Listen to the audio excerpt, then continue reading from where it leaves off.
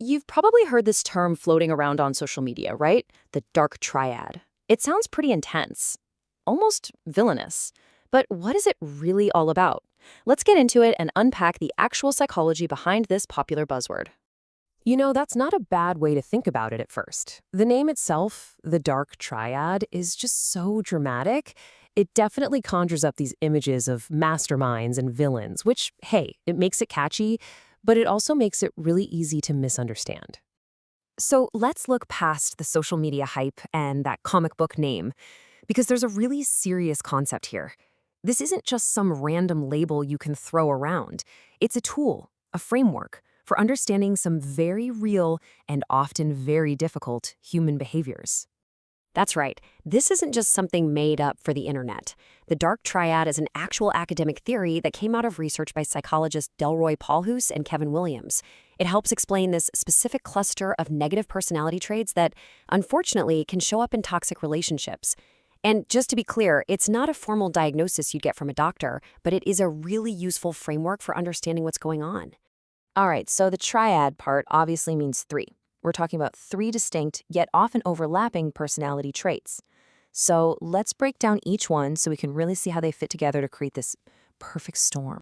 First up, we've got narcissism. Now, this is super important. We're talking about tendencies here, not necessarily a full-blown personality disorder.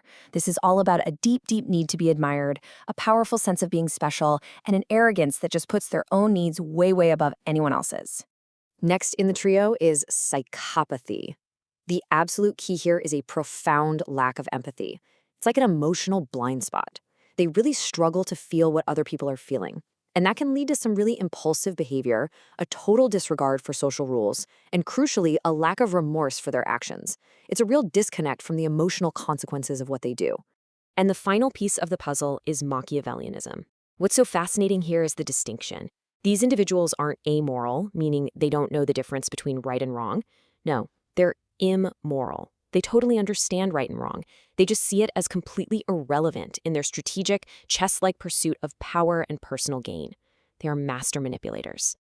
So if you want to boil it all down, just think about their core drivers. For the narcissist, everything is about feeding their ego. For the psychopath, it's all about satisfying an impulse, often without a single thought about the consequences. And for the Machiavellian, it's a cold, calculated strategy for personal gain. You can see how they feed off each other, right? A narcissist's bruised ego might fuel a Machiavellian scheme, and the whole thing is made so much easier by a psychopathic lack of empathy for any of the fallout. Okay, so that's the theory, but what does this actually look like in the real world, in your day-to-day life? Let's get practical and see how these traits build into recognizable patterns. We're going to walk through 9 key clues to watch for. And here's probably the trickiest part of all. These traits are almost always hidden behind a very appealing, very convincing mask. What's so difficult is that these toxic behaviors aren't always front and center. A lot of the time, they're happening behind the scenes. This is why they can be so disarming, even successful. They're often incredibly charismatic people who just draw you in. But underneath all that surface-level charm is a deep, unshakable self-centeredness, and a complete willingness to lie about anything and everything to get what they want. They're experts at telling you exactly what you want to hear, which makes it so hard to see what's really going on. But if you stick around long enough, you might start to notice that things just don't feel stable. Their relationships, their actions, they start to reveal this fundamental disregard they have for other people and for consequences in general. You'll notice their relationships are often pretty superficial, and maybe they don't last very long. They might take these huge, unnecessary risks, financially, physically, whatever, with absolutely no concern for their own safety or for yours. It all points back to that core issue, a fundamental lack of compassion for the people around them. And finally, when you peel back all those other layers, what do you find at the core? Well, it really comes down to one thing: an intense, all-consuming motivation for power and dominance over others. This isn't just about being in charge. It is about control. And that drive for control, well, it often shows up as intense jealousy, because they tend to treat people and even possessions as status symbols that have to be acquired and guarded. It can lead to financial exploitation, and in a lot of cases, it can lead to outright bullying or abuse, whether that's at work, online, or in their personal relationships. Recognizing these signs is the huge first step. But what do you do if you find yourself dealing with someone who ticks these boxes? Well, the best defense is a good offense. So let's walk through a little toolkit for how you can protect yourself. Okay, first, know what you're dealing with. Just understanding their playbook is half the battle. Second, set very, very clear boundaries and stick to them no matter what.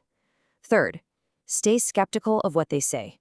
Fourth, and this is crucial, limit your emotional reactions. There's a tactic known as gray rocking, where you basically become as boring and unresponsive as a gray rock. This denies them the drama they feed on.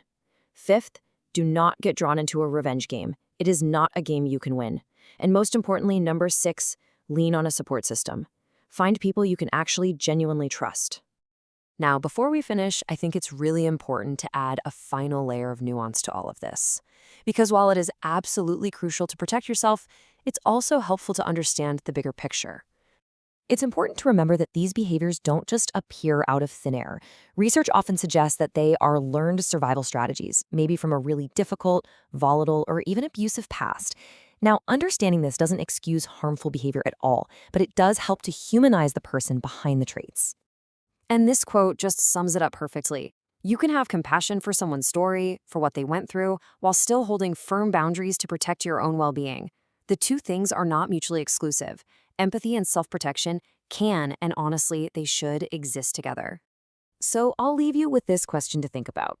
By moving beyond the simple, easy labels and really understanding the complex psychology at play, how can we get better at spotting these behaviors, protecting ourselves more effectively, and ultimately just approaching all of our relationships with a bit more clarity and wisdom? It's something we're thinking about. Thanks for joining me for this explainer.